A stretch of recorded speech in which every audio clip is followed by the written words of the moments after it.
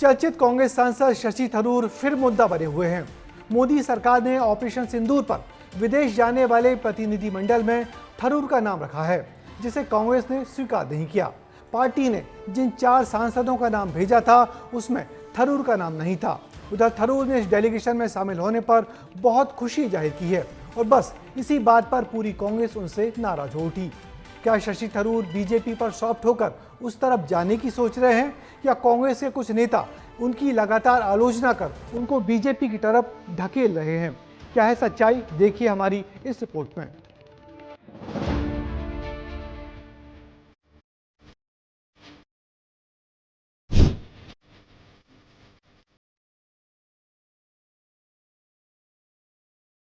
पहला सवाल, क्या शशि थरूर बीजेपी की पहली पसंद बन चुके हैं?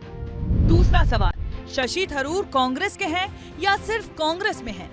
ये 2 सवाल आज पूरे दिन चर्चा का विषय बने रहे, क्योंकि केंद्र सरकार ने मल्टी पार्टी डेलीगेशन में शशि थरूर को शामिल किया है।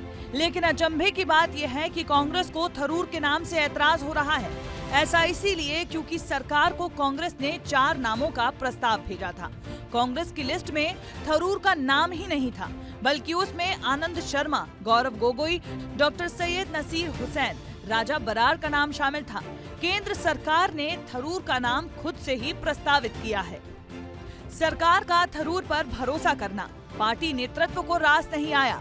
जयराम रमेश ने शशि थरूर का नाम लिए बगैर कह दिया कि कांग्रेस में होने और कांग्रेस के होने में फर्क है। सरकार ने इस मामले में ईमानदारी नहीं, सिर्फ शरारत दिखाई है, ध्यान भटकाने का खेल खेल रही है, क्योंकि उसका विमर्श पंचर हो चुका है।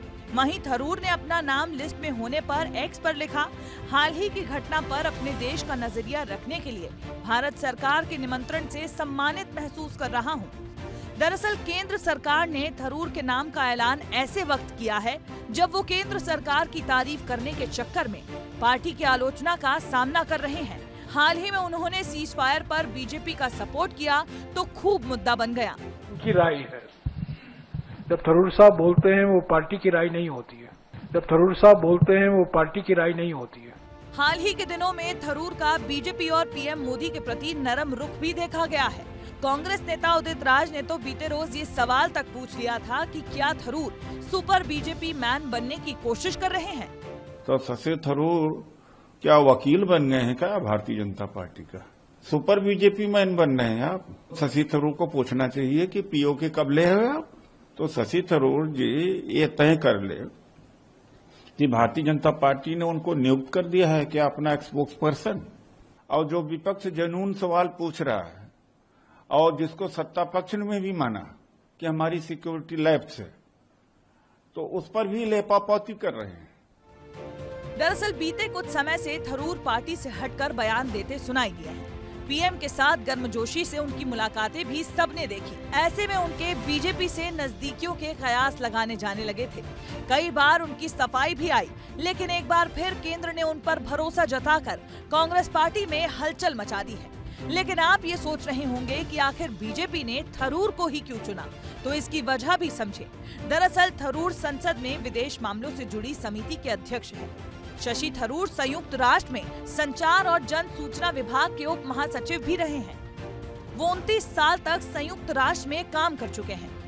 वो पाकिस्तान के खिलाफ भारत की कूटनीति और सैन्य नीति के समर्थक भी रहे हैं और विदेश नीति के मामलों में उनकी समझ और अनुभवों को देखते हुए बीजेपी ने कांग्रेस के दिए गए 4 नामों से हटकर शशि थरूर को चुनना उचित समझा। पाक प्रायोजित आतंकवाद और ऑपरेशन सिंदूर के बारे में भारत के 7 सदस्यीय डेलीगेशन अलग अलग देशों में जा रहे हैं। उन्हीं में से एक है शशि थरूर का डेलीगेशन, जो कि अमेरिका की यात्रा पे जाएगा और इस दौरान अमेरिका के नीति निर्धारकों के साथ साथ वहां के अधिकारियों से भी बात करेगा और भारत किस तरह से आतंकवाद का मुकाबला कर रहा है, कैसे सारे दल भारत के एक साथ एक प्लेटफॉर्म पे हैं और ऑपरेशन सिंदूर के जरिए भारत का मकसद क्या रहा है और आगामी दिनों में भारत किस तरह की मनस्थिति रखता है, इससे परिचय कराएगा। कैमरा पर्सन मोनू कुमार के साथ अमृत तिवारी, विस्तार न्यूज, दिल्ली। केरल से सांसद शशि थरूर राजनीति में आने से पहले संयुक्त राष्ट्र में नौकरी करते थे। विदेशी मामलों की उनको बहुत गहरी समझ है। उनकी लिखी किताबों और उनकी भाषा की खूब चर्चा होती है। यूपीए सरकार में वो कुछ समय तक विदेश राज्य मंत्री भी रहे, मगर अब गाहे बगाहे मोदी सरकार की तारीफ कर विवादों में आ जाते हैं। देखना है अब इस विवाद का क्या हल निकलता है।